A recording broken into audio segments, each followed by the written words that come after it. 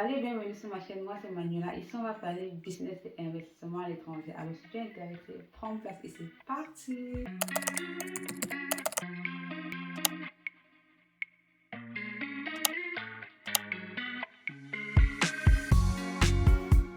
Attends. Ne dis pas que tu vas continuer à regarder la vidéo sans t'abonner. Alors abonne-toi, like, commente et partage la vidéo si elle t'a intéressé. Avant toute chose, tout comme dans mes précédentes vidéos, je tiens toujours à le rappeler, les informations partagées dans cette vidéo ne sont qu'à titre éducatif et informatif. Alors si toi tu aimerais t'approfondir dans le sujet, dans la thématique, je te prie, je t'invite de bien vouloir faire tes propres recherches. Tu l'as sûrement déjà remarqué sur le titre de la vidéo, ici on va parler d'un thème dont les opinions des uns et des autres sont assez mitigées. Alors de quoi s'agit-il?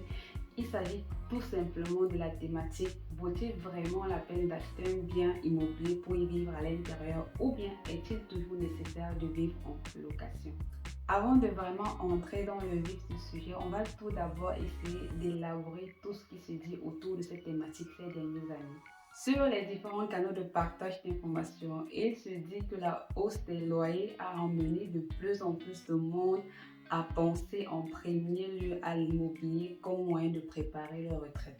Cette question est en particulier présente chez les personnes vivant en location, car la plupart de nous le savons, hausse des loyers ne veut pas forcément dire que le salaire suivra. Vu sous cet angle, ils n'ont pas forcément tort de se poser cette question, puisque les frais de location ou bien les frais de logement absorbent la plus grande partie du budget du ménage.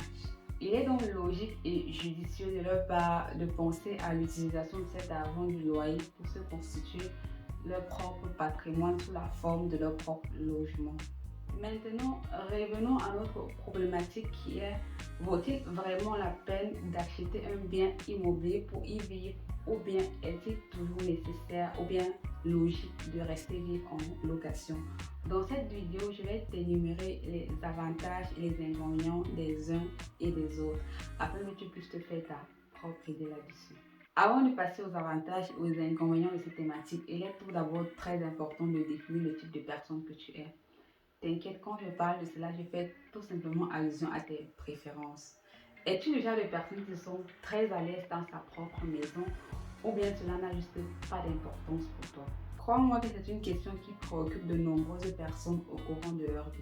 Étant déjà donné qu'il n'existe pas de réponse universelle à cette thématique, donc ne t'attends pas à ce que je te dise oui, il est important de se procurer son propre appartement ou bien sa propre maison, ou bien non, je trouve plutôt que c'est mieux de rester en location.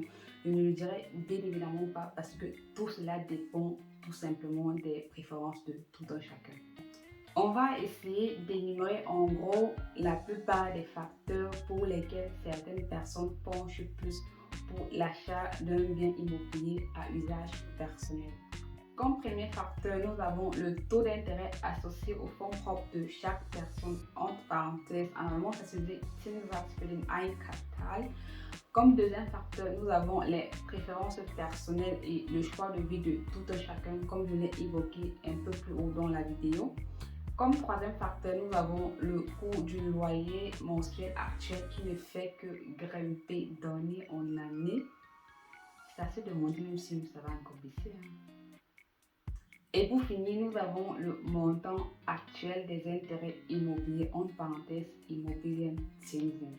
Ce sont généralement ces quatre facteurs qui entrent en jeu lorsqu'une personne décide de se prendre une maison à utilisation personnelle ou bien de rester en location pour une période indéterminée. Après avoir fait un plan détaillé sur la question de acheter ou louer un logement, on va à présent parler des avantages et des inconvénients de chaque problématique.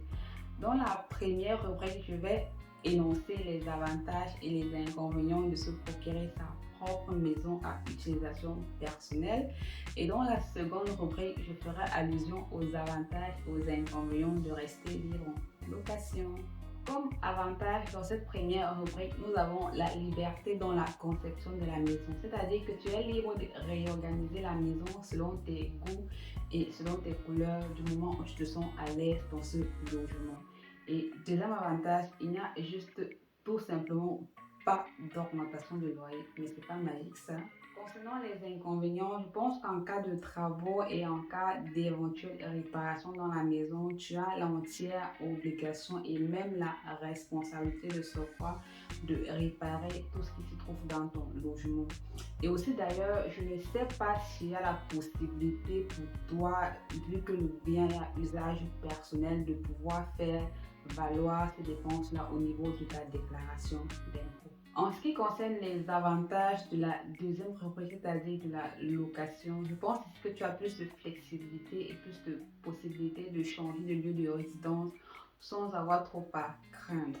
Et comme deuxième avantage, tu as également moins de responsabilités ou bien je dirais peu de dépenses concernant des éventuels travaux et des éventuelles réparations dans ton lieu de location. Quant aux inconvénients, il y a la dépendance aux augmentations de loyer auxquelles tu feras face. Et secondo, il y a le peu de possibilités de participer aux décisions concernant la résidence. Pour résumer le tout, comme je l'ai dit plus haut, il n'y a vraiment pas de réponse universelle à cette problématique posée. Tout dépendra tout simplement de ta situation financière et de tes choix personnels. Dans tous les cas, avant de franchir ce cap aussi important, il est recommandable pour toi de te rapprocher vers des experts afin de mieux t'accompagner dans ce processus. Nous voici arrivés au terme de la vidéo. Si la vidéo t'a plu, ou du moins si le contenu de la vidéo t'a plu, n'hésite en aucun cas de t'abonner, de liker, de commenter et de partager. Bye bye!